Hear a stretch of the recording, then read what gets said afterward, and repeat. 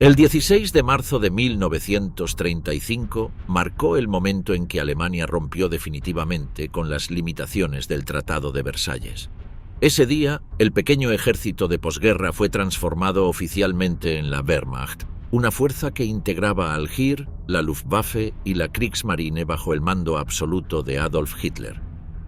Pero aquella proclamación no surgió de la nada. Durante años, el régimen había burlado las prohibiciones internacionales mediante proyectos encubiertos, blindados registrados como maquinaria agrícola, aviación militar camuflada bajo actividades civiles y centros de instrucción ocultos donde se formaban pilotos, mecánicos y mandos.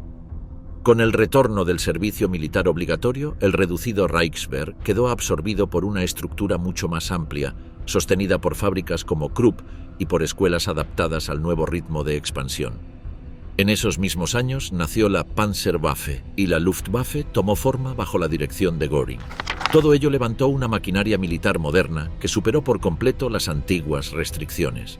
Pero, ¿cómo pudo un rearme de tal magnitud avanzar durante tanto tiempo sin ser detenido? Del armisticio a Versalles, la imposición del desarme total alemán. Cuando el frente occidental se desmoronó en otoño de 1918, la estructura militar del Reich quedó sin capacidad para sostener una defensa prolongada. Los mandos que habían intentado mantener las líneas observaron la rápida pérdida de posiciones mientras la presión combinada de británicos, franceses y estadounidenses superaba las fuerzas disponibles. La falta de reservas preparadas y el desgaste continuo impidieron cualquier recuperación real. En ese escenario, la dirección política recibió informes que señalaban que seguir la guerra únicamente provocaría una destrucción mayor sin posibilidad de revertir la situación. Las comunicaciones internas describieron un ejército agotado, sin capacidad operativa para resistir nuevas ofensivas y con unidades que empezaban a mostrar señales de desintegración. Mientras se aceleraba esta caída, el aparato militar trató de mantenerse ordenado, pero los hechos mostraban que el sistema ya no podía sostener la iniciativa. La retirada en múltiples sectores se convirtió en una serie de repliegues continuos, con mandos intermedios intentando reorganizar tropas que habían sufrido pérdidas severas. La situación generó debates en los órganos de decisión, donde se aceptó que prolongar el conflicto no produciría ninguna ventaja estratégica. Así se impulsó la búsqueda de un acuerdo para detener los combates y los representantes del gobierno solicitaron formalmente un armisticio.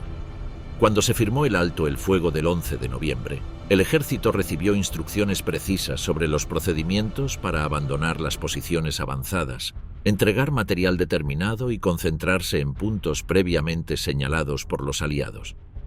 El documento regulaba cada movimiento, desde la desocupación de territorios hasta la retirada total hacia zonas acordadas dentro de Alemania. Estas disposiciones se presentaron como medidas de transición mientras se preparaba un tratado definitivo que fijaría las nuevas obligaciones militares. En esos meses posteriores, las autoridades alemanas se enfrentaron a la presión externa y a una inestabilidad interna marcada por protestas, cambios en la administración y la caída del antiguo gobierno imperial. Durante el invierno de 1918 y los primeros meses de 1919, el país vivió una reestructuración política profunda. Se estableció un nuevo sistema de gobierno después de la abdicación del monarca y se formaron instituciones que intentaban recuperar el control en medio de huelgas, disputas armadas y levantamientos de diverso tipo. Los dirigentes civiles tuvieron que enfrentar esta situación mientras esperaban las condiciones del tratado que fijaría el marco militar del nuevo Estado. Las reuniones internacionales avanzaron lentamente, pero desde el inicio fue evidente que las potencias vencedoras buscaban reducir el aparato bélico alemán a un nivel mínimo. La delegación alemana recibió solo información parcial mientras los aliados finalizaban los puntos específicos referidos al tamaño del ejército, la organización autorizada y la lista completa del armamento permitido. A mediados de 1919, la conferencia que se reunía en París entregó a los representantes alemanes el texto final del futuro acuerdo. Las páginas dedicadas a cuestiones militares se integraban dentro de los artículos comprendidos entre los números 159 y 213. Allí se establecía la obligación de limitar las fuerzas terrestres a un contingente fijo de 100.000 efectivos. También se disponía que solo podían existir 7 divisiones de infantería y 3 de caballería, todas sometidas a un mando altamente restringido. El documento prohibía cualquier estructura que se asemejara a un Estado Mayor General y ordenaba la disolución de los organismos que habían coordinado la planificación militar durante la guerra. Del mismo modo, fijaba la eliminación de carros blindados, artillería pesada, piezas de largo alcance y armas capaces de atacar a grandes distancias. Las restricciones incluían la renuncia total a una fuerza aérea militar. Se señalaba que el país no podía conservar escuadrones de combate, aparatos de reconocimiento, bombarderos ni naves de cualquier tipo destinadas a funciones castrenses. Junto con esta prohibición se imponía la entrega o destrucción de los equipos aeronáuticos restantes y la interrupción de toda producción futura de aviones destinados a uso militar. En la misma línea, se negaba la posibilidad de construir, poseer o utilizar submarinos, ya fuera para misiones de ataque o defensa, y se ordenaba la entrega inmediata de los que aún quedaban dentro del territorio alemán después del armisticio. El tratado especificaba que las armas químicas y las instalaciones relacionadas con su fabricación debían ser eliminadas bajo supervisión internacional. La fabricación de municiones y materiales bélicos quedaba limitada a plantas previamente autorizadas, cuya actividad podía ser inspeccionada en cualquier momento por los organismos aliados. Para asegurar el cumplimiento, se creó una comisión interaliada encargada de recorrer depósitos, fábricas y cuarteles. Sus integrantes podían exigir documentos, revisar inventarios, vigilar movimientos de unidades y verificar que se cumpliera cada disposición.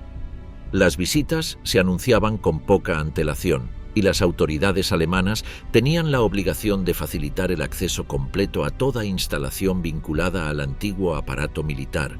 Mientras se imponían estas normas, el proceso de desmovilización avanzaba dentro del país. Los comandantes debían liberar grandes cantidades de personal, reorganizar las unidades sobrevivientes y reducirlas al límite fijado. Las órdenes remitidas a los distritos militares explicaban cómo debía ejecutarse cada etapa, desde la suspensión de reclutamientos hasta la transferencia de material a los puntos indicados por la Comisión Internacional. Los antiguos cuerpos de ejército fueron disueltos y reemplazados por estructuras mucho más pequeñas, y los centros de formación quedaron sujetos a nuevas reglas que restringían severamente el número de oficiales en activo. En varias regiones, la retirada ordenada se combinó con tensiones locales. La falta de recursos y la incertidumbre política provocaron disturbios en ciudades donde los soldados regresaban sin un sistema claro para su reintegración. Los gobiernos regionales intentaron mantener la disciplina, pero la escasez de suministros y la presión de grupos armados dificultó ese objetivo.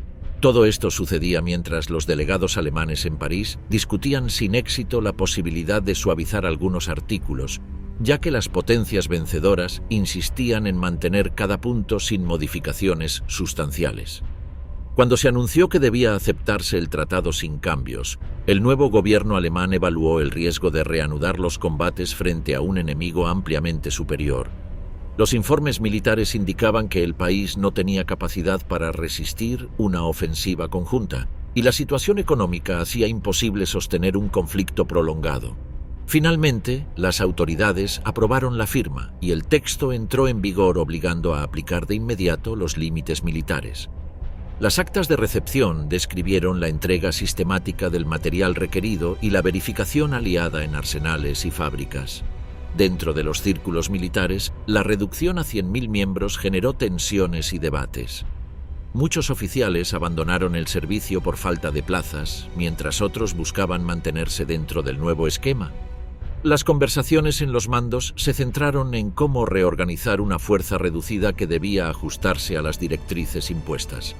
Estas reuniones internas, registradas en los informes entregados al gobierno civil, mostraban una preocupación constante por preservar al menos un núcleo profesional que garantizara un mínimo de continuidad. Sin embargo, La aplicación estricta de las normas limitaba cualquier intento de ampliar capacidades o de mantener estructuras previas. Durante los meses posteriores a la firma, la Comisión Internacional intensificó sus rondas de inspección. Sus representantes visitaron depósitos de armas, talleres ferroviarios, instalaciones de transporte y antiguos cuarteles. También revisaron documentos de unidades que aún estaban en proceso de disolución. La supervisión fue constante y detallada, ya que los aliados buscaban asegurarse de que no permanecieran armas o equipos no declarados. Los responsables militares alemanes debían entregar informes regulares y responder preguntas específicas sobre movimientos de material y personal. Las tensiones políticas dentro del país continuaron durante la implementación de estas obligaciones. Grupos de distintas corrientes expresaron rechazo a los términos firmados, y el gobierno enfrentó protestas que cuestionaban la legitimidad del acuerdo. Pese a ello, las autoridades mantuvieron la línea de cumplimiento para evitar represalias o sanciones adicionales. La situación en las calles era compleja, pero los encargados de la administración militar siguieron trabajando dentro de las limitaciones asignadas para evitar que la situación empeorara. En aquel periodo, las nuevas estructuras militares se habían ajustado en gran medida a lo que establecía el documento. La cantidad de efectivos había sido reducida según lo exigido y el inventario de armas mostraba una capacidad mínima. El antiguo personal que no logró continuar en servicio buscó otros caminos en una sociedad marcada por el desempleo y la incertidumbre. Los dirigentes castrenses continuaron transmitiendo a Berlín informes sobre la situación, señalando dificultades para adaptarse a un marco tan restrictivo, mientras insistían en mantener un pequeño cuerpo de oficiales con experiencia en planificación y dirección de tropas. Las directrices internacionales se mantuvieron firmes y las inspecciones siguieron su curso durante los siguientes años. El país quedó sujeto a un sistema de vigilancia y control que limitaba cualquier intento de recuperar la capacidad militar que había tenido antes del gran conflicto.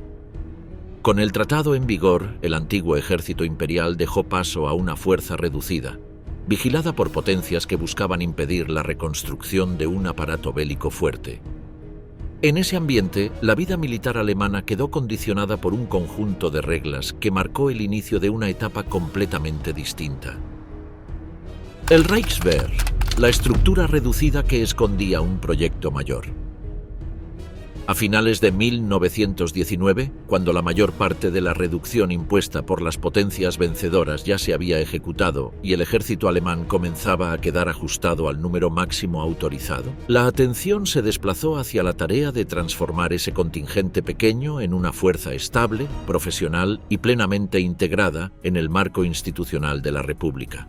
Fue entonces cuando inició la etapa en la que el Reichswehr tomó su forma definitiva, con un mando central claro, una administración ordenada y un grupo reducido de oficiales seleccionados con criterios muy estrictos. Esa selección determinaría la cultura interna del ejército durante toda la década siguiente. El gobierno definió entonces una estructura que debía ajustarse al tamaño permitido, aunque buscaba conservar niveles altos de calidad en todos los puestos. El presidente de la República quedó arriba de la cadena de mando, mientras que el Reichswehrminister asumió la gestión diaria de la institución. Bajo esa autoridad se organizó la Heeresleitung, la oficina que dirigía el ejército de tierra, y la Marineleitung, encargada de la escasa fuerza naval todavía existente. A partir de ese esquema, el Reichswehr comenzó a funcionar como un cuerpo unificado con ramas perfectamente delimitadas y subordinadas al poder civil. La reorganización se basó en mantener solo aquellas unidades indispensables para operar dentro del límite de efectivos permitido. Las divisiones de infantería y caballería fueron distribuidas en regiones militares que coincidían con los antiguos cuerpos de ejército, lo que permitió aprovechar infraestructuras ya conocidas. Cada una de estas regiones quedó a cargo de un comandante responsable del adiestramiento, la disciplina y la administración local. Aunque el número de tropas era muy inferior al del pasado, se procuró que todas las áreas contaran con personal capacitado para cubrir funciones esenciales y sostener un nivel básico de instrucción. El reducido tamaño de la institución obligó a diseñar un proceso estricto de selección.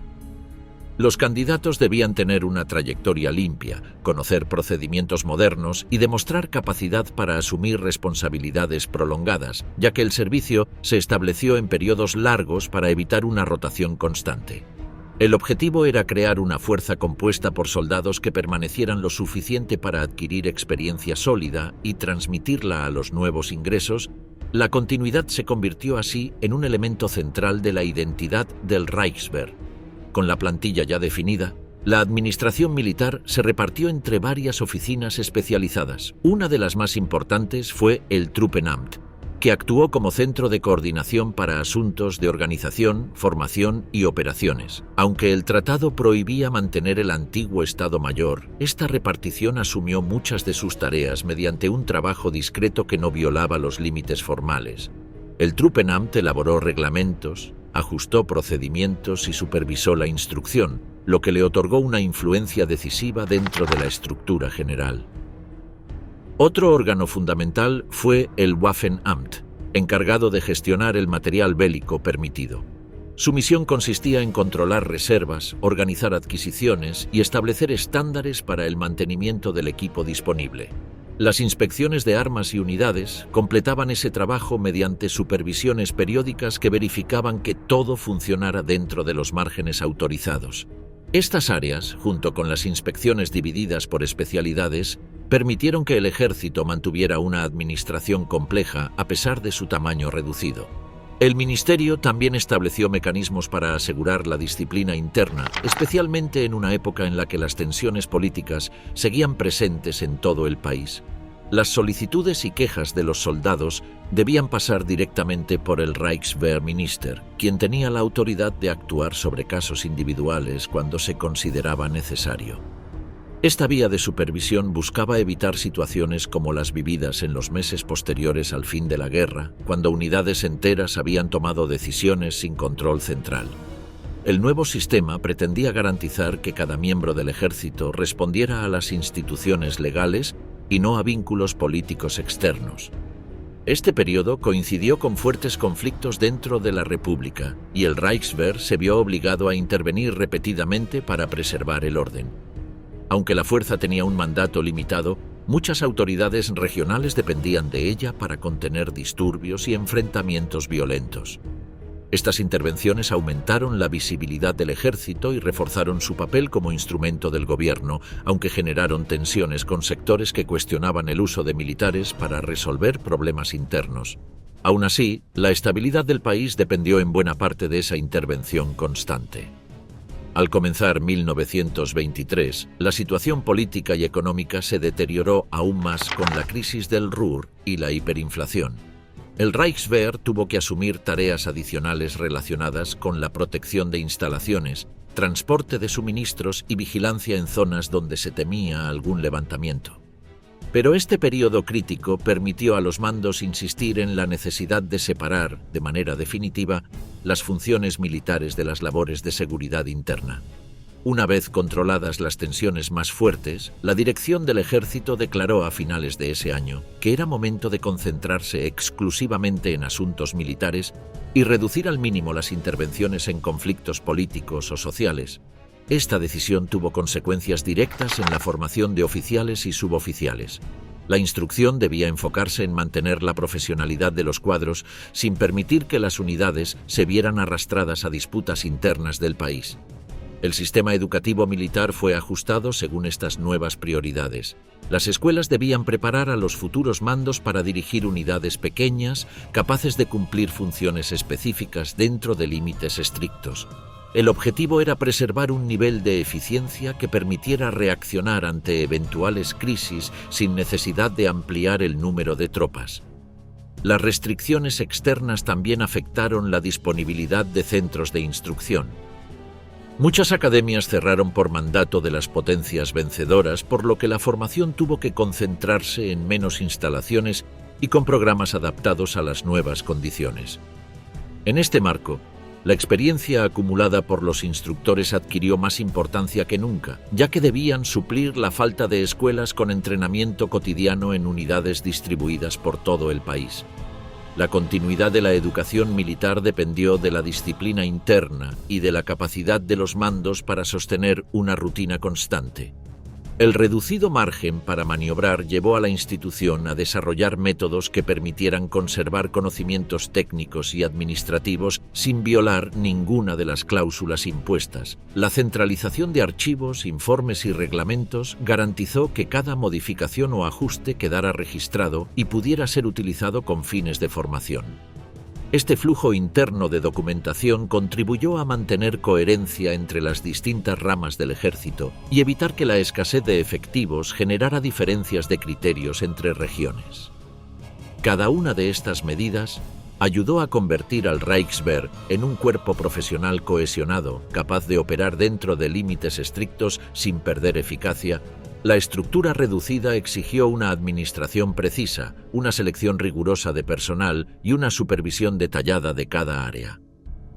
Desde finales de 1919 hasta 1924, el ejército se construyó sobre estas bases, consolidando una identidad institucional centrada en la disciplina, la continuidad y la adaptación a un marco legal que condicionaba cada aspecto de su existencia. Hans von Seeckt y el diseño del ejército moderno. Desde los primeros años de la posguerra, Hans von Seeckt tomó la dirección del ejército alemán con la idea de revisar por completo la experiencia militar reciente. Asumió la responsabilidad de conducir una institución reducida que debía adaptarse a un marco estricto, y lo hizo estableciendo una dinámica de estudio constante. Reunió grupos de oficiales para examinar informes oficiales, comunicados de mando y materiales extraídos del conflicto anterior. Ordenó recopilar evaluaciones de campaña y los informes de los antiguos cuerpos del frente para encontrar patrones que explicaran los fallos de 1914 a 1918. Bajo su coordinación, estos equipos trabajaron con documentos procedentes del alto mando del período imperial y con análisis estadísticos sobre la evolución del armamento en los años de guerra. Mientras avanzaban esas tareas, Seeckt impulsó un sistema de preparación que buscaba superar la organización antigua. Redefinió ejercicios, ajustó manuales internos y fijó normas nuevas para la instrucción diaria. Introdujo pautas sobre relaciones entre mandos y subordinados, con énfasis en que cada nivel de la cadena de mando supiera resolver situaciones sin esperar órdenes directas de escalones superiores. Junto a esto, hizo que las unidades adoptaran rutinas de entrenamiento que combinaban movimientos rápidos, reorganización inmediata tras maniobras y revisión continua de la coordinación entre secciones. Con este enfoque, Seeckt pretendía que cada componente del ejército tuviera la capacidad de actuar con iniciativa. Promovió que los oficiales jóvenes entendieran la importancia de manejar información cambiante sin perder la cohesión interna. Explicó que la capacidad de tomar decisiones en momentos de presión debía convertirse en rasgo habitual dentro de la estructura. Estas ideas se difundieron en escuelas militares, reuniones de verano para mandos y cursos impartidos en distintas regiones del país, donde se insistió en la necesidad de mejorar el criterio individual sin debilitar la disciplina colectiva. En paralelo a estos cambios, Seeckt supervisó el ordenamiento del personal para formar una base profesional concentrada. Redujo los márgenes de ascenso automático y exigió evaluaciones constantes para conservar solo a quienes demostraran habilidad técnica y capacidad de liderazgo. Al mismo tiempo, estableció criterios de selección basados en la experiencia de guerra y en el rendimiento mostrado en los nuevos programas de entrenamiento. Gracias a este sistema, el ejército mantuvo un cuerpo de oficiales homogéneo, capaz de transmitir las directrices sin desviaciones. Las reformas de Seeckt se extendieron también al nivel de organización interna, reajustó las funciones de divisiones y regimientos con el propósito de que cada unidad pudiera adaptarse a diversos escenarios. Definió estructuras que facilitaran la movilización rápida de personal y recursos en caso de necesidad, incluso con el número limitado de efectivos que permitía la normativa internacional. Para lograrlo, diseñó disposiciones administrativas que facilitaran controlar el flujo de información desde los mandos superiores hasta las compañías. Dentro de esos cambios, Seeckt fomentó el estudio sistemático de operaciones recientes, tanto propias como de otros ejércitos. Solicitó informes sobre maniobras extranjeras y revisiones de documentos técnicos elaborados fuera del país. Estos análisis incluían observaciones sobre movimientos combinados, uso de comunicaciones y efectos de distintos tipos de armamento en la maniobra. Los resultados se integraban en programas de formación y se comentaban en reuniones periódicas celebradas en los centros de instrucción. Al avanzar la década, SICT mantuvo el objetivo de conservar la cohesión profesional mediante una disciplina exigente. Puso énfasis en prácticas que evitaran rutinas pasivas y reforzó inspecciones sorpresa para vigilar el nivel de preparación. En estas revisiones se comprobaba el estado de armamento básico, organización de almacenes y dominio de las normas de instrucción. Las observaciones se enviaban a su oficina, donde se comparaban los resultados entre unidades para detectar fallos recurrentes. En este contexto, el ejército buscó métodos discretos para mantener competencias técnicas que oficialmente estaban prohibidas. Este proceso no implicaba desarrollar capacidades completas, sino preservar conocimientos fundamentales dentro del marco legal. Para hacerlo, SICT permitió que determinados grupos trabajaran con dispositivos y herramientas que, sin violar la normativa, servían para sostener habilidades relacionadas con funciones más avanzadas. Estos grupos actuaban en instalaciones supervisadas, donde se realizaban pruebas de mantenimiento y evaluaciones de procedimientos. La dirección del ejército también promovió relaciones académicas con centros técnicos del país. Establecieron contactos con institutos especializados y escuelas de ingeniería que podían aportar estudios sobre materiales, diseño básico y procesos que mejoraban el funcionamiento de equipos permitidos. Estos vínculos facilitaban que oficiales con formación técnica mantuvieran un nivel aceptable de actualización sin comprometer las obligaciones impuestas desde el exterior. A partir de los análisis recogidos en los primeros años, SICT estableció directrices sobre cómo debía reaccionar el ejército frente a situaciones complejas. En sus reuniones internas, señalaba que cada oficial debía ser capaz de reorganizar sus fuerzas si la situación cambiaba. Este planteamiento reforzaba la idea de mando flexible que tanto destacó en sus informes. Cada documento elaborado en su entorno mostraba la intención de que el ejército recuperara capacidad de iniciativa sin depender exclusivamente del escalón más alto. Mientras incorporaba estas prácticas, SICT mantuvo conversaciones con diferentes departamentos para definir la forma en que el ejército podía aprovechar recursos disponibles dentro del país. Estas negociaciones incluían aspectos administrativos, asignación de funciones técnicas y reorganización de oficinas encargadas del material. Su prioridad era mantener un grupo de especialistas distribuidos de forma equilibrada para evitar que el conocimiento técnico quedara concentrado en un solo lugar. El proceso de estudio sobre la guerra anterior continuó durante toda la década. Los grupos de análisis elaboraban informes que recogían experiencias adquiridas en operaciones de 1914, 1915 y campañas posteriores. Estos documentos se clasificaban según temas como empleo de infantería, coordinación con artillería permitida y movimientos operativos bajo presión. Además, revisaban casos en los que se produjo ruptura de líneas o pérdida de cohesión para identificar errores que pudieran corregirse en el futuro. En el ámbito internacional, SICT analizó con cautela la posibilidad de establecer perspectivas técnicas con otros países. Fue en este contexto donde se establecieron vínculos discretos que permitían intercambiar información en ámbitos muy específicos. Según los datos documentados en Faustian Bargain, en estos años se produjeron acuerdos limitados que favorecían el acceso a espacios donde se podían realizar pruebas de carácter técnico. Las actividades se desarrollaban en instalaciones situadas fuera del territorio nacional, lo que permitía trabajar con equipos que oficialmente no podían manipularse dentro del país. Los oficiales enviados a esas instalaciones participaban en ejercicios donde se observaban efectos de distintos tipos de armamento y se reunían datos sobre funcionamiento mecánico. Estos programas formaban parte de un marco de cooperación que incluía el estudio de vehículos y dispositivos destinados a mejorar la movilidad, algo que no podía desarrollarse en territorio propio por las restricciones vigentes. Además, esos intercambios permitían evaluar métodos de trabajo aplicados en las Fuerzas Armadas de la región que acogía los acuerdos. Las conclusiones de las actividades internacionales se enviaban a los departamentos técnicos del ejército para integrarlas con sus propios estudios. Esto reforzaba la intención de SICT de mantener actualizado el conocimiento militar sin comprometer la legalidad formal.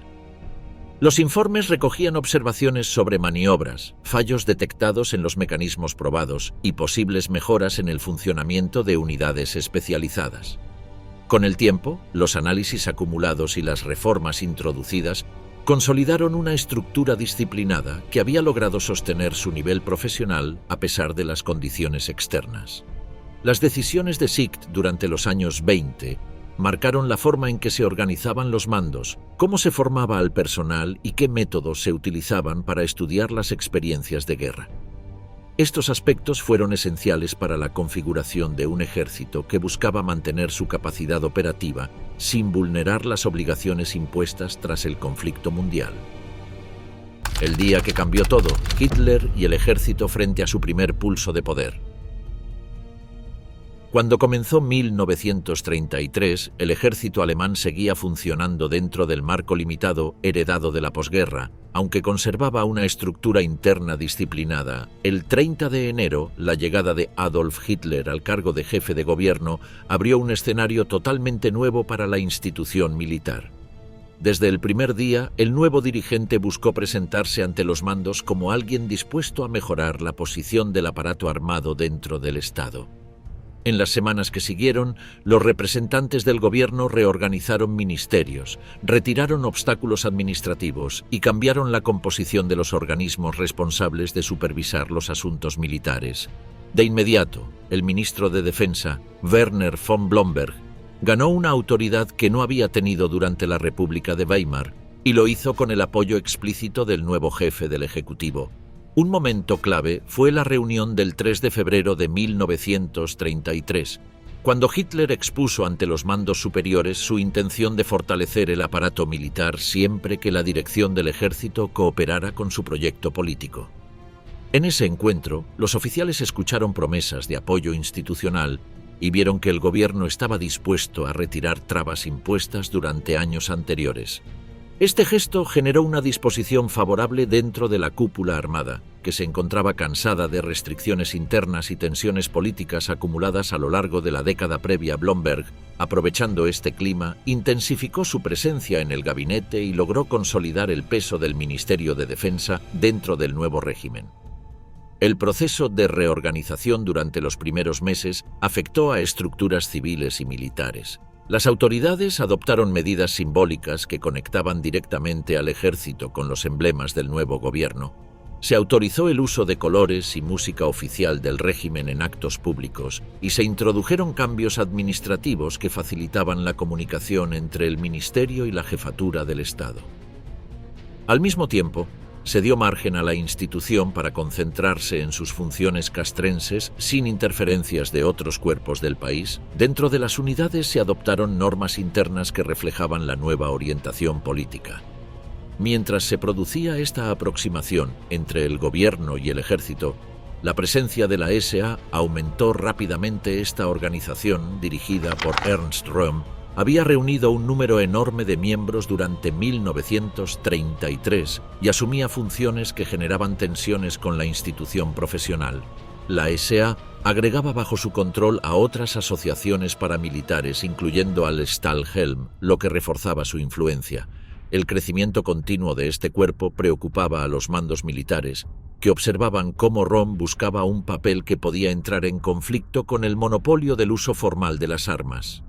La Reichswehr dependía parcialmente de la SA para ciertas actividades de instrucción, lo que aumentaba la sensación de vulnerabilidad dentro de la institución. En ese contexto, Blomberg trató de mantener un equilibrio entre su alianza con el gobierno y la defensa de la posición del ejército frente a la SA. Aunque el régimen utilizaba a la SA para reforzar su poder interno, los mandos militares veían que su tamaño colosal convertía a la organización en un competidor dentro del ámbito militar. Röhm hablaba con insistencia de sus aspiraciones y no ocultaba la intención de remodelar el sistema armado en beneficio propio. Estas afirmaciones creaban inquietud entre los oficiales, que temían que cualquier reforma impulsada por Röhm afectara directamente la estructura profesional de la institución militar. El clima de tensión entre la SA y el ejército se mantuvo a lo largo de 1933 y se agravó a medida que Röhm fortalecía su posición.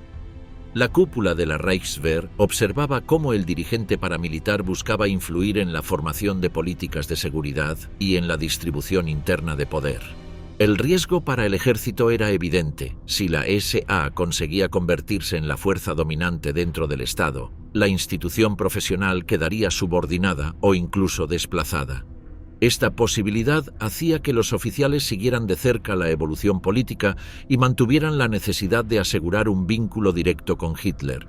En la primera mitad de 1934, la relación entre Hitler, Röhm y los mandos del ejército alcanzó un punto crítico. Los oficiales informaban periódicamente a Blomberg sobre los movimientos internos de la SA y la insistencia de su líder en reclamar autoridad. Estas noticias alimentaban la idea de que la Reichswehr necesitaba una solución que eliminara el peligro interno. La situación se volvió insostenible cuando los altos mandos confirmaron que la rivalidad con la SA podía derivar en una confrontación abierta. En esos meses, los informes señalaban un deterioro constante de la relación entre Röhm y funcionarios del Estado encargados de coordinar asuntos de seguridad.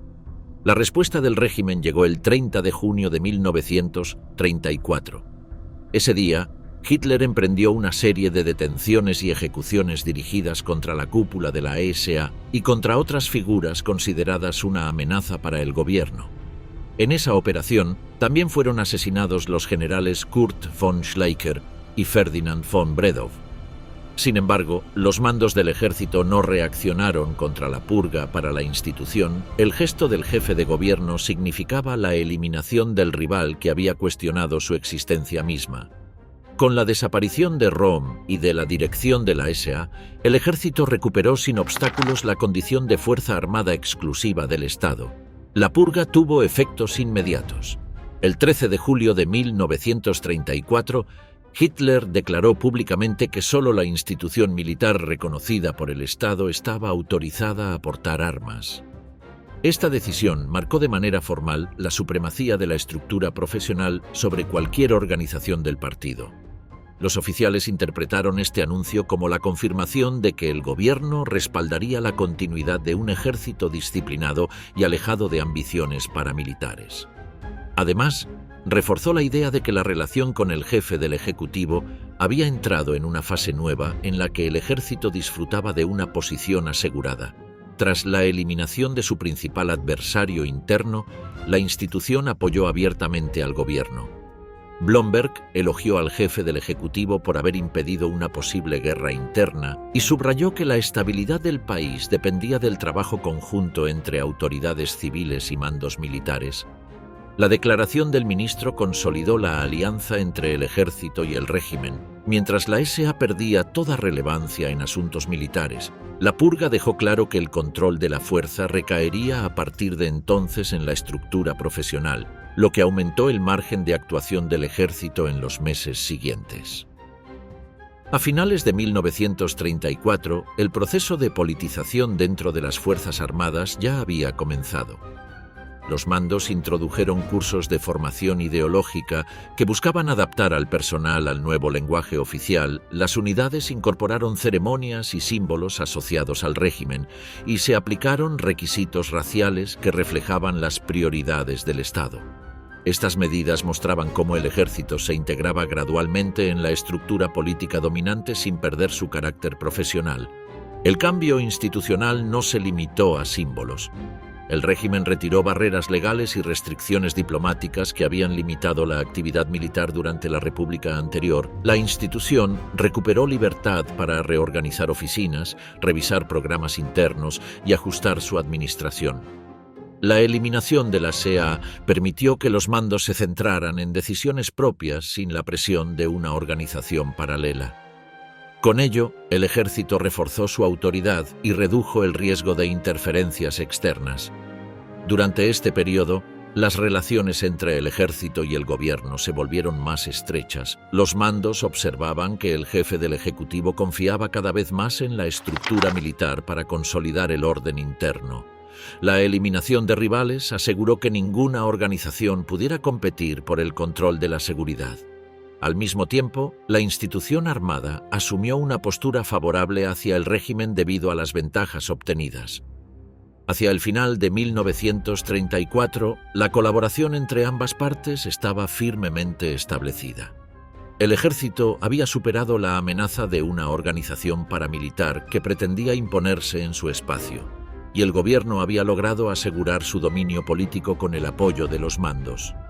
La relación nacida en esos 2 años marcó un cambio profundo en la historia militar del país y preparó el escenario para decisiones posteriores que transformarían la estructura de las Fuerzas Armadas en los años que vendrían. Wehrmacht, el nacimiento legal de una fuerza renovada. Durante los primeros meses de 1935, el gobierno tomó decisiones que modificaron por completo la situación legal de las Fuerzas Armadas. Hasta ese momento, la institución seguía limitada por las disposiciones aceptadas después de la guerra, aunque en los últimos años el régimen había retirado obstáculos administrativos y creado un clima favorable para reorganizar estructuras internas. En marzo, las autoridades anunciaron que el país abandonaba de manera definitiva las restricciones militares establecidas en el tratado firmado en 1919. Este comunicado tenía una dimensión pública que no se había visto antes porque por primera vez se declaraba abiertamente que la dirección del Estado consideraba terminada la etapa de limitaciones internacionales. La decisión implicó que el ejército recuperara libertad para ampliar su tamaño, revisar su organización y planificar un crecimiento que hasta entonces estaba prohibido. El anuncio generó una reacción inmediata en organismos diplomáticos de otros países, pero dentro del territorio significó el paso de un marco restringido a un escenario de expansión abierta. El Ministerio de Defensa comenzó a redactar nuevas normas para adaptar la institución a su papel ampliado. Los documentos oficiales señalaban que el objetivo era crear una fuerza armada de mayor alcance y con una estructura moderna. Estas medidas se escribieron en decretos publicados a lo largo del año y se difundieron mediante instrucciones dirigidas a unidades de todos los niveles. Uno de los cambios centrales fue la introducción formal del servicio militar obligatorio. El gobierno lo presentó como un procedimiento necesario para sostener un aparato armado de gran tamaño.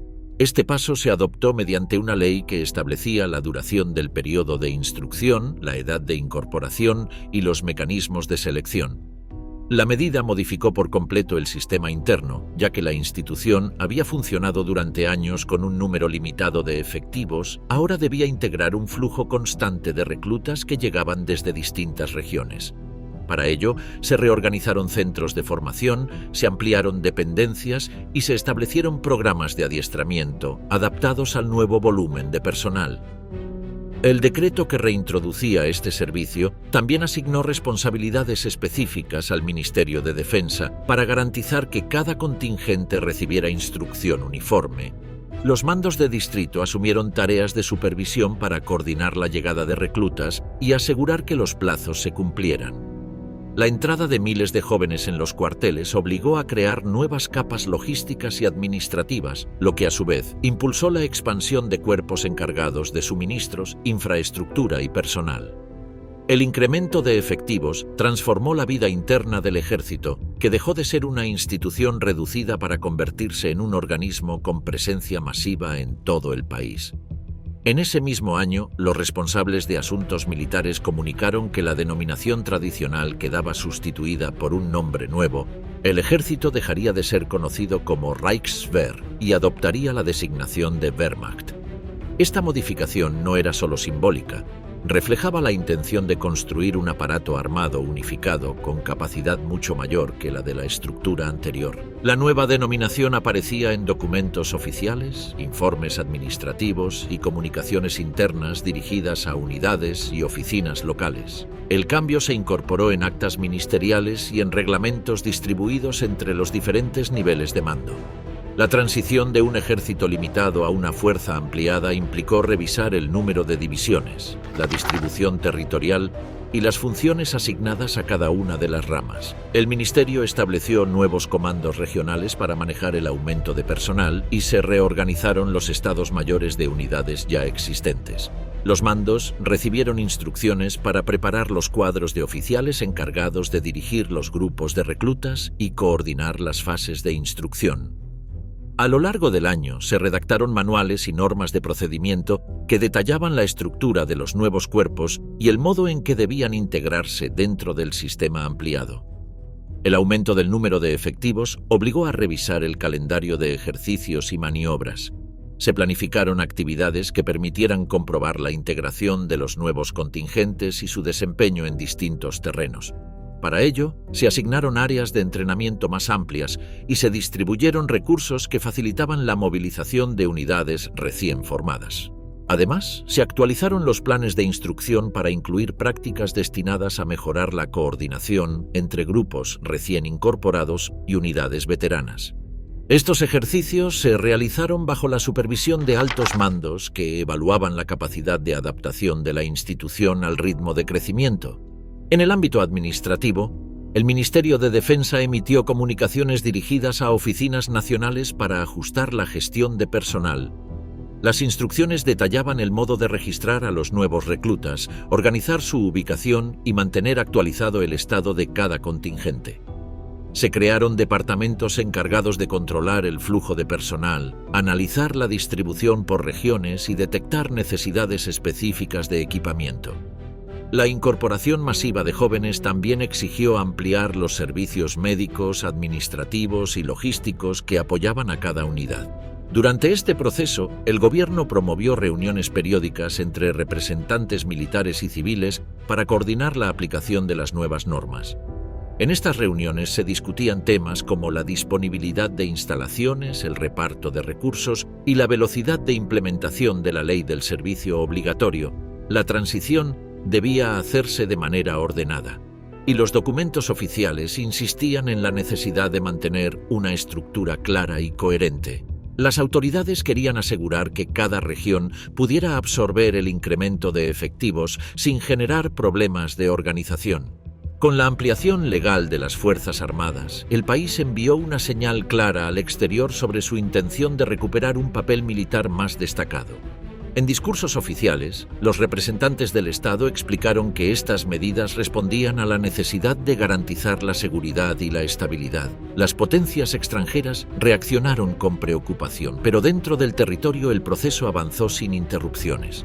La institución militar interpretó estos cambios como la confirmación definitiva de que había terminado la etapa de restricciones y comenzaba una nueva fase en la que podía actuar con mayor independencia.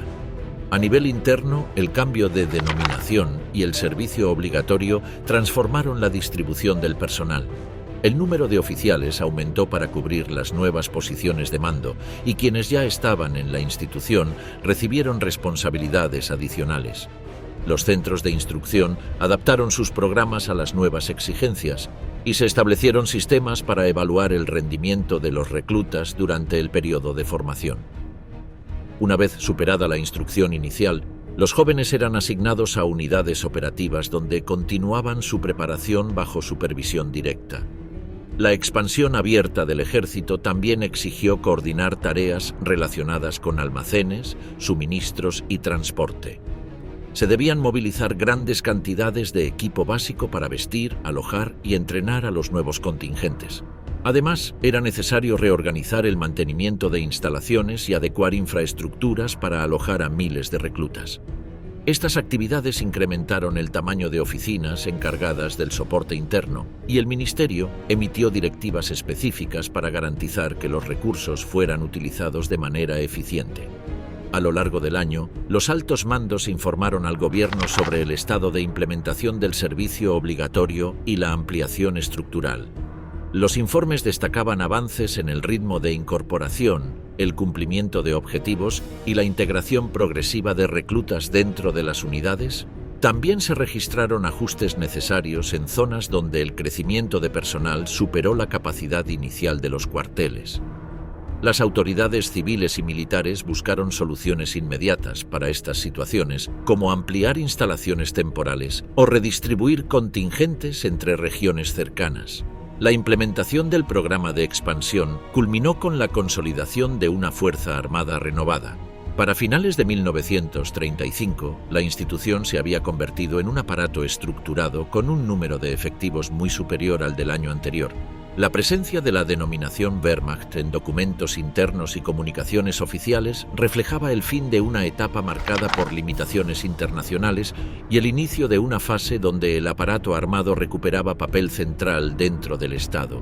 La supervisión constante del gobierno garantizó que el proceso avanzara con rapidez, y la institución militar asumió la nueva escala organizativa como parte fundamental de su funcionamiento.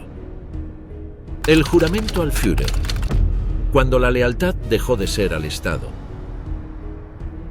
A mediados de 1934, las autoridades decidieron modificar una de las bases formales que habían definido la relación entre la institución militar y el Estado. Hasta ese año, los soldados estaban obligados a pronunciar un compromiso dirigido a la Constitución y a las instituciones oficiales. Ese texto había sido heredado del periodo anterior y expresaba que la lealtad del uniforme debía mantenerse hacia el orden legal establecido. En agosto de 1934, esta fórmula desapareció por completo. A partir de ese momento, la obligación ya no se dirigía hacia la estructura estatal, sino hacia una figura individual.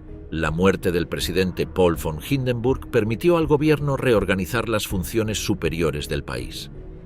En ese contexto, el mando político anunció que los militares tendrían que pronunciar una fórmula completamente nueva. El texto presentado establecía que cada miembro del ejército debía comprometerse directamente con Adolf Hitler. La directriz se comunicó mediante decretos oficiales que indicaban que el compromiso anterior quedaba abolido y que la nueva versión entraba en vigor de inmediato. Este cambio transformó la naturaleza del vínculo entre la institución y el gobierno, ya que el juramento pasaba de ser un compromiso con la autoridad constitucional a una obligación hacia una persona que concentraba el poder. Las fuentes describen que esta nueva fórmula tenía un contenido claro y preciso. El documento obligaba a soldados y oficiales a obedecer a Hitler sin condiciones y a respaldar sus decisiones. El texto colocaba al jefe del gobierno en el centro de la estructura de lealtades y convertía el acto de jurar en un compromiso directo que no incluía menciones al Estado, a la ley o a instituciones superiores. Esta reescritura del compromiso supuso un giro respecto a la tradición profesional que había caracterizado al ejército, porque la institución había mantenido históricamente un sentido de pertenencia vinculado a estructuras formales más que a una figura aislada. La directriz se difundió en cuarteles de todo el país mediante órdenes que explicaban la nueva obligación. Los mandos recibieron instrucciones para organizar ceremonias en las que todos los miembros debían pronunciar la fórmula. En documentos internos se registró la necesidad de hacer cumplir el procedimiento en todas las unidades sin excepciones.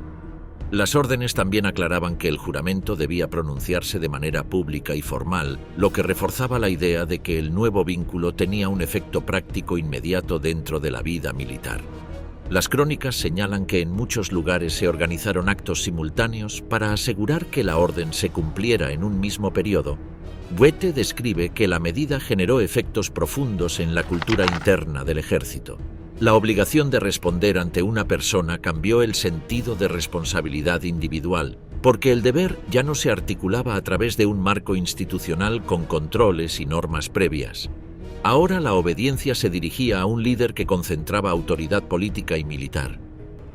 Este desplazamiento tuvo consecuencias prácticas en la manera en que los mandos entendían sus funciones, porque la estructura jerárquica quedaba vinculada al poder personal del dirigente, el juramento, hacía que cualquier instrucción impartida desde la cúspide adquiriera un peso moral y disciplinario distinto al que había tenido en periodos anteriores. El proceso también afectó a los oficiales que habían desarrollado su carrera en la República de Weimar. Muchos de ellos estaban acostumbrados a un modelo de lealtad que descansaba en instituciones formales. Al sustituirse la referencia al Estado por una promesa a Hitler, la cultura profesional comenzó a orientarse hacia el seguimiento directo de las decisiones del jefe de gobierno. Goethe destaca que este cambio redujo la distancia entre el poder político y la estructura militar, porque la nueva fórmula colocaba a la institución bajo una subordinación explícita sin necesidad de mecanismos legales adicionales. Así, el juramento reforzó la autoridad personal de Hitler dentro de las Fuerzas Armadas. Dentro de los cuarteles, la medida produjo diversas reacciones. Algunos mandos interpretaron el cambio como una expresión natural del nuevo sistema político, mientras que otros observaron que el acto tenía implicaciones que alteraban principios tradicionales del ejército. Sin embargo, las fuentes coinciden en que la fórmula fue aceptada y aplicada sin resistencia organizada. La disciplina interna y la estructura jerárquica facilitaron que el proceso se realizara con rapidez. Las órdenes llegaban desde niveles superiores y los oficiales de cada unidad se encargaban de garantizar que la ceremonia se llevara a cabo según lo establecido. Los informes enviados al ministerio registraban que el procedimiento se había completado en todas las regiones. El nuevo texto también generó consecuencias en la relación entre superiores y subordinados. La obligación de obedecer a Hitler sin condiciones influyó en la manera en que los oficiales transmitían órdenes. La cadena de mando funcionaba como un canal que aseguraba que cada instrucción recibida desde arriba tenía un respaldo directo en el juramento pronunciado. Esta situación redujo los espacios de interpretación personal que habían existido en épocas anteriores. Como explica Goethe, la fórmula convertía la voluntad del dirigente en un punto de referencia que se situaba por encima de cualquier consideración institucional. Las fuentes también indican que la medida tenía un componente social que iba más allá de la disciplina interna. Al comprometerse a obedecer a Hitler, los soldados se convertían en parte de un sistema en el que el liderazgo político y la institución militar quedaban unidos de manera explícita. Esta unión tenía efectos en la percepción pública del ejército, porque la institución aparecía alineada con la figura que gobernaba el país. De esta manera, el juramento integraba a los militares dentro del marco político del régimen no solo a nivel operativo, sino también a nivel simbólico. La reacción dentro del cuerpo de oficiales muestra que el cambio fue asumido como una obligación de carácter oficial que debía cumplirse sin cuestionamientos. Documentos citados por Goethe señalan que algunos mandos interpretaron la nueva fórmula como una garantía de estabilidad, al considerar que el líder tenía autoridad para mantener el orden dentro del país. Para otros, la medida significó que el ejército quedaba ligado a decisiones que no pasaban por los procedimientos habituales. Esta diversidad de percepciones no generó conflicto, porque la disciplina interna exigía cumplir la orden sin manifestar desacuerdos. En términos prácticos, el juramento personal tuvo un efecto directo sobre la estructura mental de la institución. La idea de obediencia absoluta hacia Hitler reforzó una cultura donde la voluntad del dirigente no podía ser cuestionada desde el interior. Goethe muestra que esta situación fue determinante para entender cómo los oficiales respondieron a decisiones políticas posteriores, porque el compromiso pronunciado en 1934 creó un marco de deber que condicionó el comportamiento de la institución en situaciones críticas. La lealtad al líder se convirtió en un elemento central de la identidad militar, desplazando la antigua relación basada en normas constitucionales. La medida también afectó el modo en que los soldados de filas entendían su función. El juramento les recordaba que su deber estaba directamente vinculado al dirigente. En muchas unidades se realizaron sesiones para explicar el significado de la nueva fórmula y los mandos insistieron en que cualquier acción debía ajustarse a esa obligación.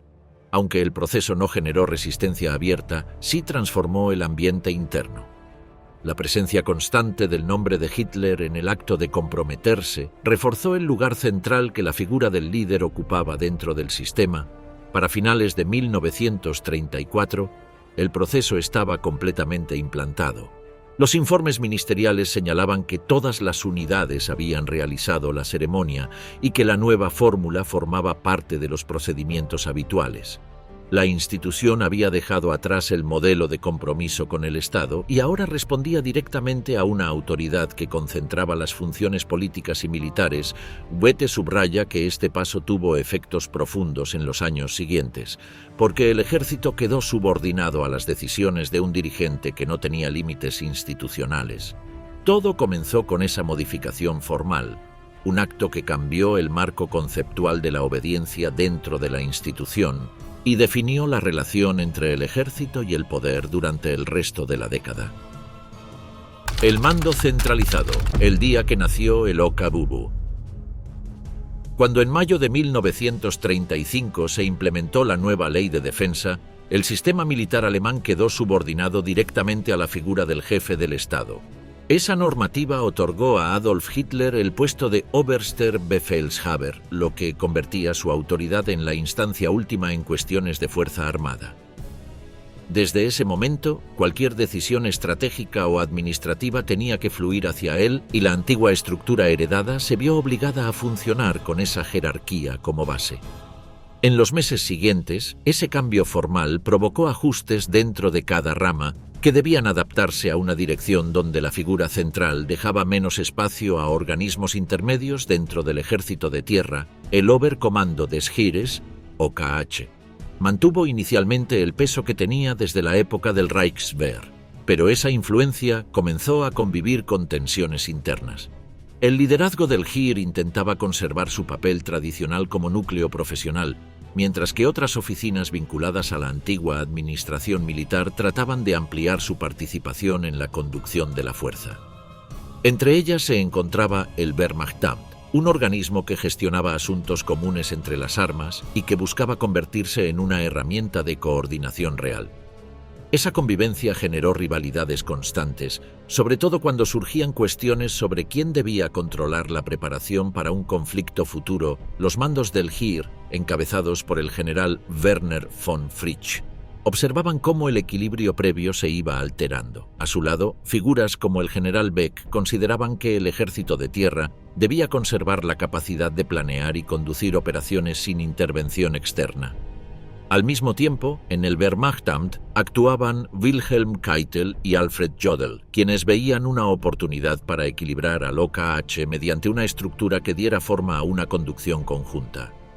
Esos choques, aunque aún contenidos, mostraban que el sistema heredado de la fase anterior empezaba a quedar superado por la reorganización política en marcha.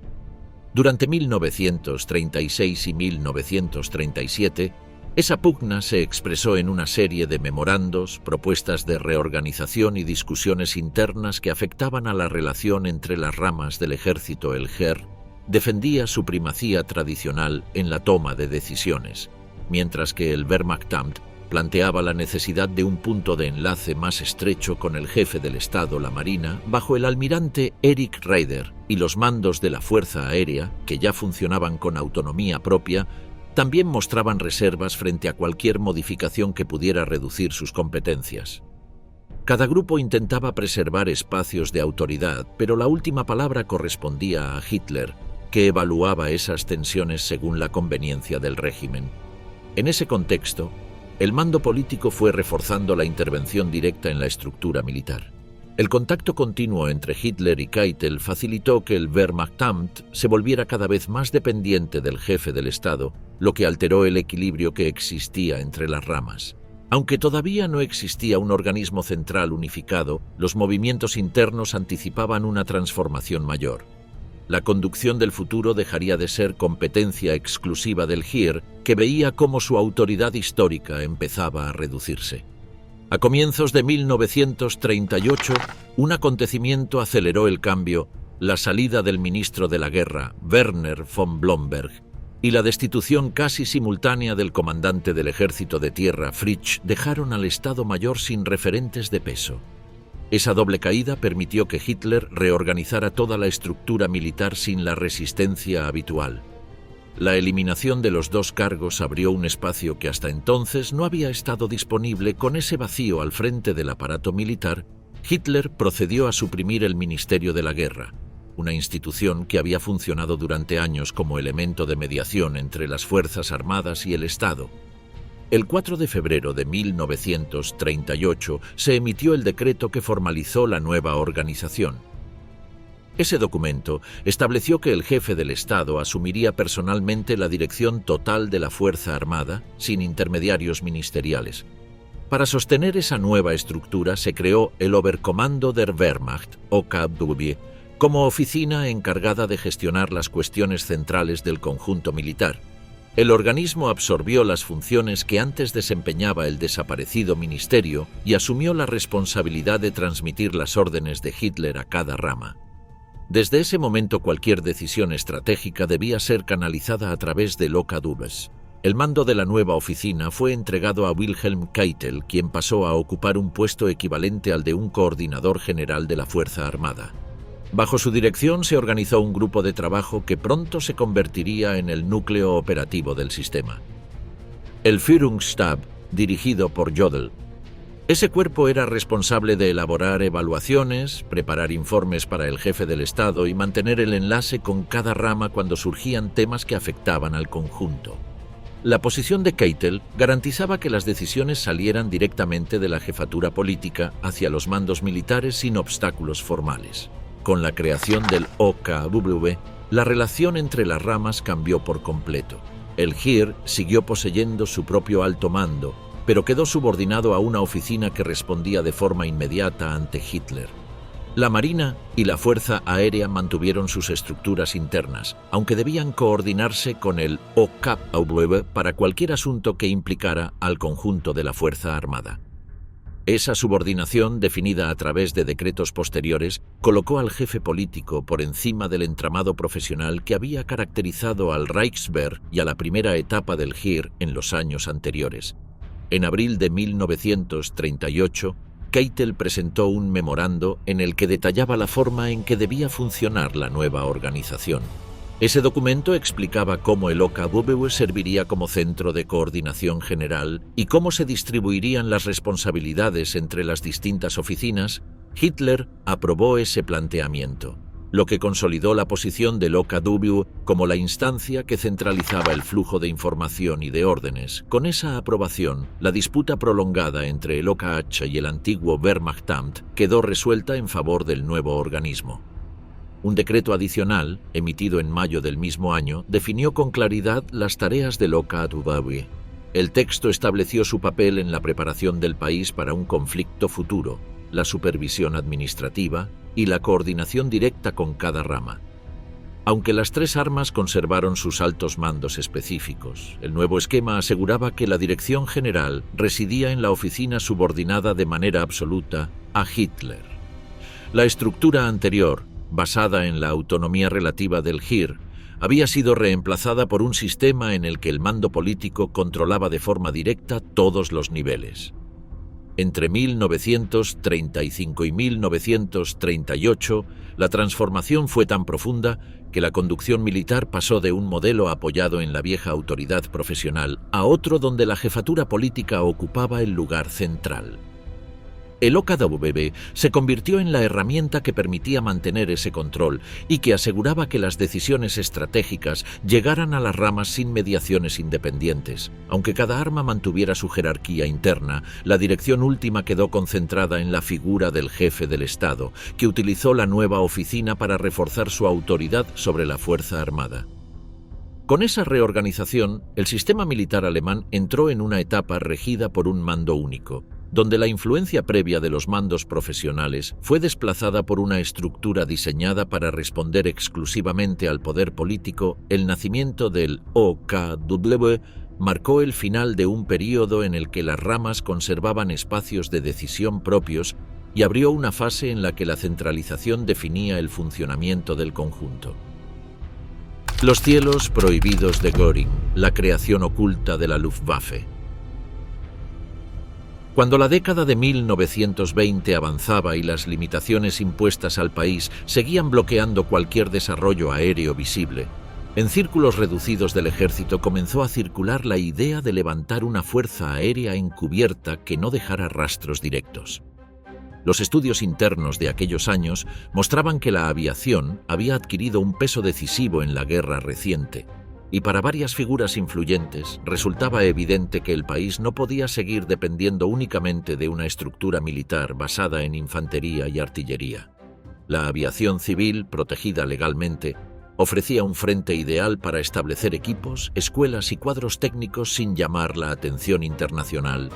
Los documentos analizados en Germany and the Second World War explican cómo, desde mediados de la década, se promovió un sistema de formación paralelo donde pilotos, navegantes y mecánicos eran preparados bajo sellos civiles.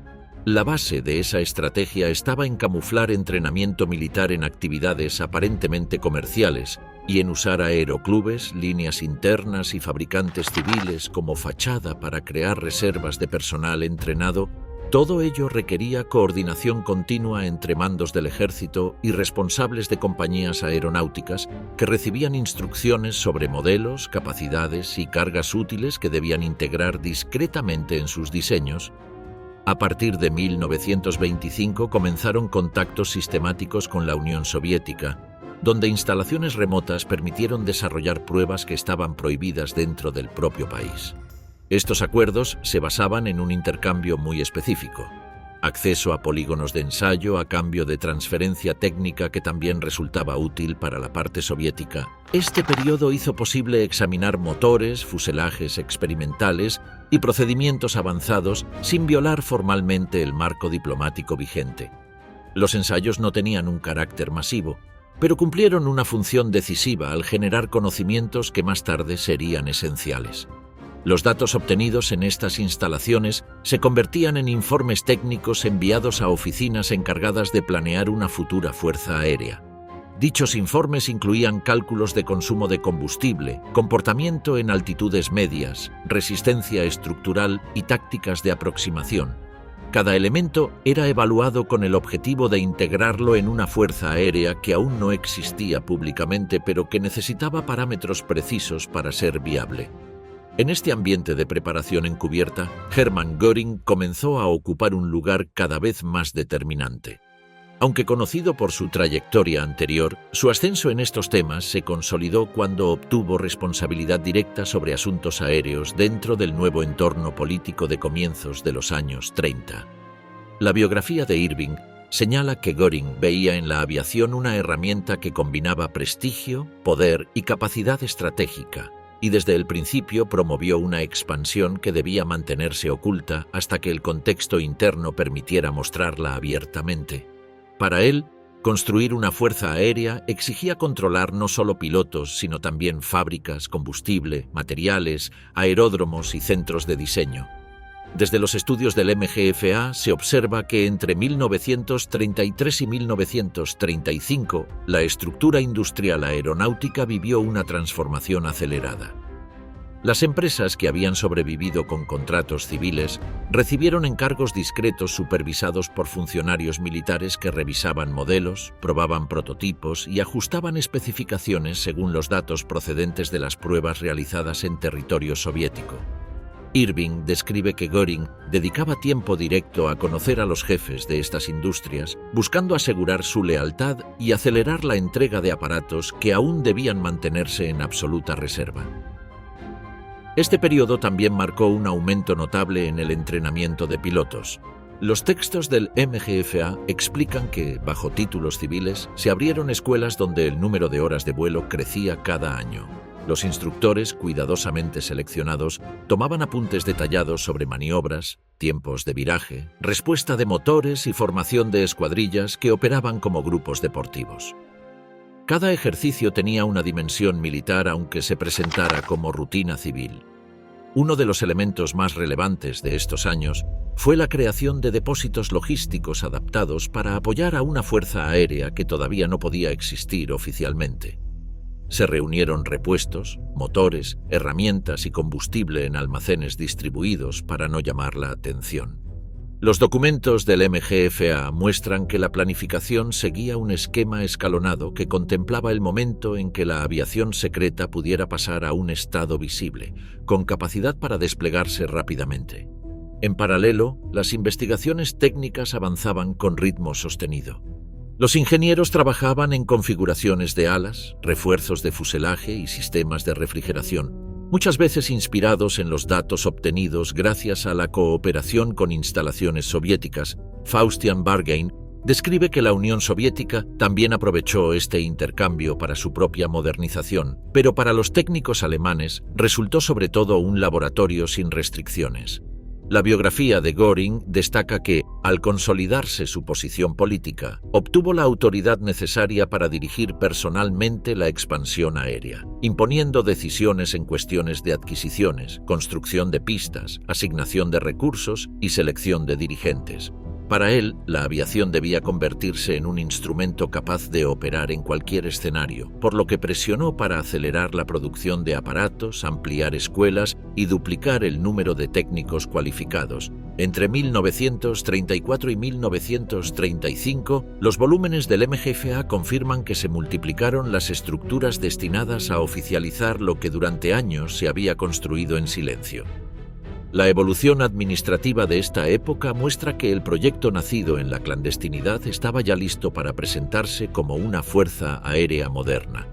Empresas, instructores, ingenieros, pilotos y mandos contaban con una red casi completa que podía transformarse en una organización nacional sin comenzar desde cero. La violación directa de las restricciones impuestas en 1919 quedó documentada con detalle en diversas investigaciones históricas. Cada etapa, desde los prototipos, las escuelas, los acuerdos exteriores y las compras encubiertas hasta la ampliación industrial, rompía el marco legal vigente. Sin embargo, estas infracciones no se realizaban con improvisación, sino mediante una planificación sostenida que había comenzado una década antes y que encontró en Göring a su principal impulsor en la recta final del proceso. Los estudios especializados subrayan que la presentación pública de esta fuerza aérea no hubiera sido posible sin el aprendizaje acumulado desde 1925. Los manuales de entrenamiento, las prácticas de vuelo, la ingeniería aeronáutica y la logística ya estaban asentados antes de que la existencia de la aviación militar fuera reconocida abiertamente. Por ello, cuando el país mostró su nueva arma aérea, esta no nacía de cero, sino de una década completa de pruebas y trabajo silencioso. El conjunto de estas acciones, que incluían el entrenamiento oculto, los acuerdos exteriores, el desarrollo industrial, el fortalecimiento de la aviación civil como tapadera y la centralización bajo Göring, constituye el eje del capítulo registrado por las fuentes. A lo largo de estos 10 años se formó la base material, técnica y organizativa que transformó una estructura invisible en una fuerza aérea moderna.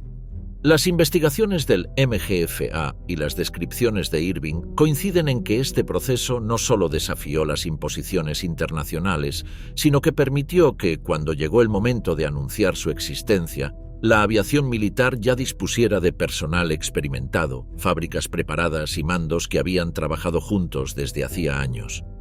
Con ello se cerraba un ciclo iniciado en secreto a mediados de los años 20, sostenido con acuerdos discretos, entrenamientos camuflados y una industria que había aprendido a producir bajo límites formales.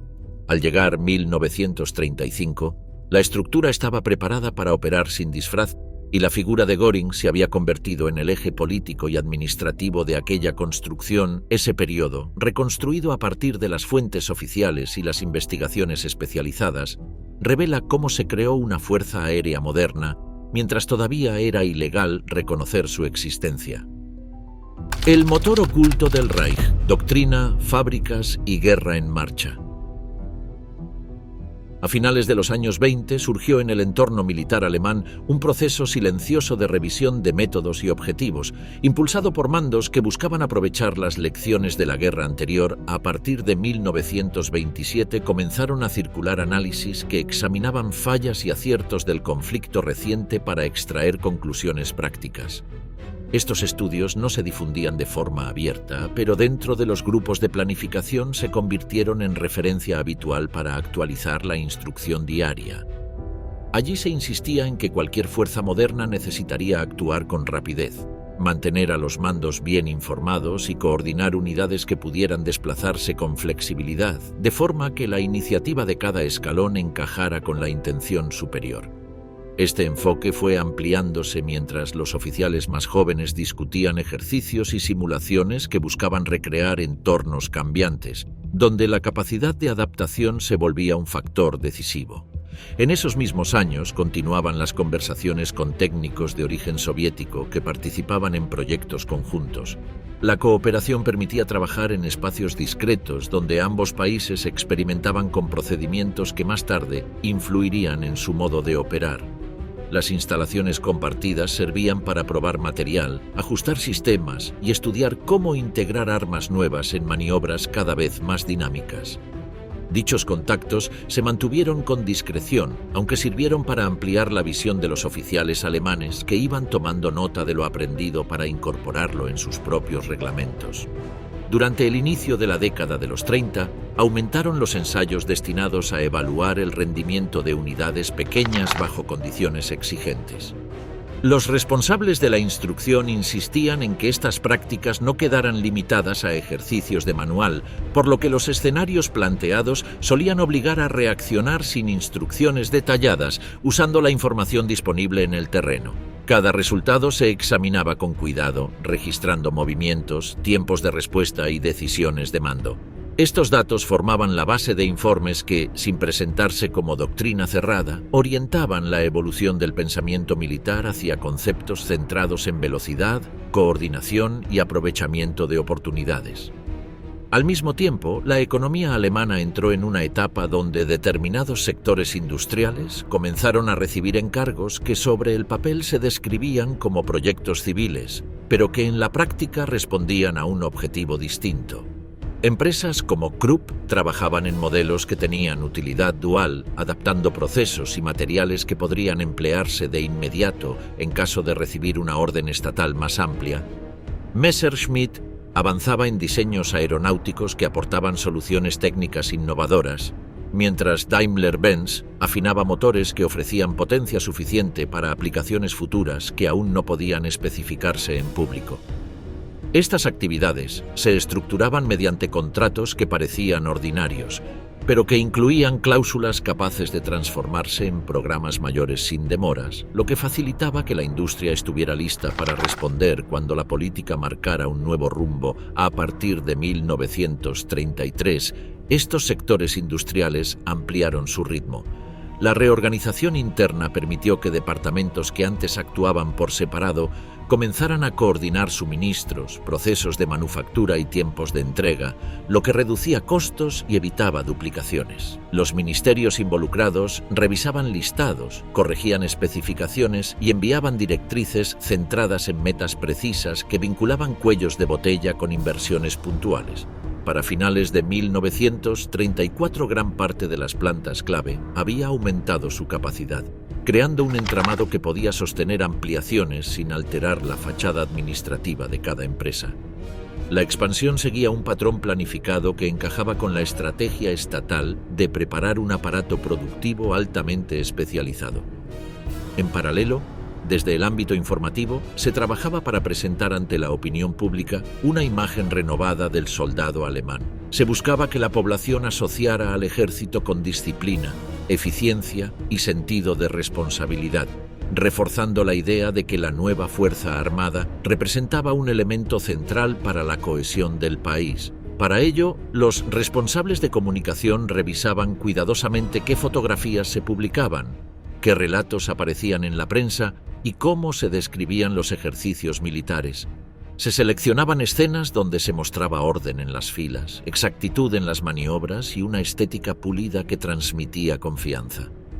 El material aprobado se difundía mediante diarios, noticiarios y revistas especializadas, de modo que el público recibiera un mensaje coherente sobre la calidad del ejército y su papel en la vida nacional. Esta construcción narrativa moldeaba percepciones sin necesidad de elaboraciones retóricas explícitas. Mientras tanto, en los cuarteles se perfeccionaban entrenamientos donde distintas armas actuaban de forma conjunta. La experiencia acumulada en años anteriores permitía combinar desplazamientos rápidos con apoyo de fuego preciso, aprovechando comunicaciones más eficientes. Los instructores insistían en que cada unidad comprendiera su función dentro de la operación global, ya que la coordinación se había convertido en una prioridad para lograr superioridad local en el momento decisivo. El objetivo era aprovechar huecos, explotar las brechas y obligar al adversario a reaccionar en condiciones desfavorables. Estos planteamientos no se presentaban todavía como un sistema cerrado, pero constituían el fundamento que luego se asociaría a la forma alemana de hacer la guerra. La estructura económica continuó reforzándose entre 1935 y 1937, con inversiones dirigidas a ampliar cadenas de montaje que producían componentes esenciales en periodos cada vez más cortos. Las empresas coordinaban entregas entre sí para minimizar tiempos muertos y garantizar que los materiales llegaran cuando eran necesarios. Esta red industrial se apoyaba en incentivos estatales que reducían riesgos financieros y permitían experimentar con nuevos procesos sin comprometer la estabilidad de la compañía. Así se consolidó un ecosistema que podía sostener un crecimiento acelerado en caso de requerirse una expansión mayor. En esos mismos años se perfeccionaron métodos de entrenamiento, multiplicando ejercicios donde infantería, artillería y unidades móviles actuaban en serie.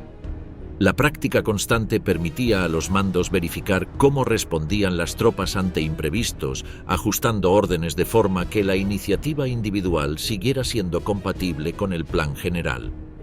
Los informes que se generaban tras cada maniobra se enviaban a oficinas donde se comparaban resultados, identificando patrones útiles para diseñar instrucciones futuras. Esta secuencia de ensayo, evaluación y modificación dio lugar a un cuerpo de conocimiento que se extendía entre los escalones del ejército sin necesidad de textos doctrinales rígidos, ya que cada oficial aprendía a interpretar la situación de manera práctica. Hacia 1938, la maquinaria industrial estaba lista para sostener esfuerzos prolongados, y el aparato político decidió utilizarla en escenarios concretos. Las Fuerzas Armadas debían demostrar que podían desplazarse con rapidez, ocupar posiciones clave y ejecutar operaciones coordinadas en territorios vinculados al interés del Estado. En Austria, la presencia militar avanzó sin resistencia significativa, mostrando que las líneas de mando funcionaban con precisión sobre el terreno. Más tarde, en la zona checa, las tropas recibieron órdenes de ocupar puntos previamente estudiados, realizando movimientos que combinaban marchas, concentración de unidades y despliegue en áreas estratégicas. Estas acciones sirvieron como prueba práctica de la capacidad adquirida durante la década anterior. En 1939 se presentó la ocasión de poner en funcionamiento la totalidad del aparato militar y económico construido durante los años previos. La intervención en Polonia mostró cómo los principios de movilidad, coordinación y ritmo elevado podían aplicarse en un teatro de operaciones real. Las unidades cruzaron fronteras con tareas definidas, enlazando maniobras de avance con apoyo desde distintas armas. La rapidez en la ejecución impidió que el adversario reorganizara líneas coherentes de defensa.